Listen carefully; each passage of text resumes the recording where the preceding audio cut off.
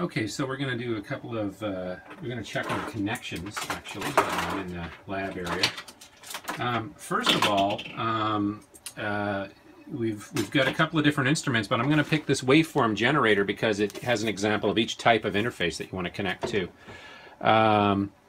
So on this device, we have the option of LAN, for physical connection, USB, and GPIB. Now, GPIB is kind of a legacy type of port, but you'll see it on older equipment, and it's still available on newer equipment because some labs still have this infrastructure. The GPIB cable right here, it's quite large, and it daisy chains across devices, and you can link them together. We won't go spend a lot of time on this because that's not the focus today, but there are GPIB to LAN connections, that type of thing. So if I want to connect to this device, I look for the mating connector, and you can plug it in like so and connect it up, and then a device would adapt it so that it would plug into a normal computer. But we won't be looking at that. The other option is your USB, which is also used fairly frequently. I've got one here that I'm going to pull out. The USB on any of the instruments on a scope generally has to be plugged in on the back using this connector here. So for instrument control, some devices like the oscilloscopes also have mouse connectors on the front. Don't confuse with that because it won't work. So if I look at the this scope here, for instance, this is the 3000 series scope. We'll just pan over here. I do have a USB connector down at the bottom. You should not use that because that's for connecting the scope. That's not intended to be the controlling side. So it is important to know that.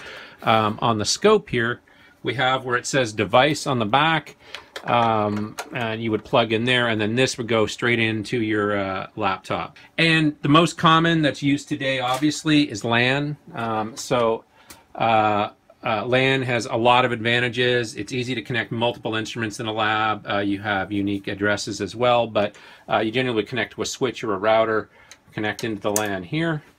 That's probably the most often used in a lab. Now, if you noticed on the 3000 series scope here, I don't have a LAN. Well, there is, it depends on if you bought the option, because there's this neat little module that you can get. This is the LAN and VGA option, and it's basically a plug-in module. So we've really, this is for Keysight, but you know, we used to be called Agilent.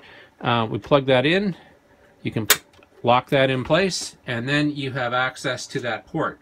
So now we can plug in and talk to this on the LAN. So that's the instrument I'm going to use today. We're going to start with the scope.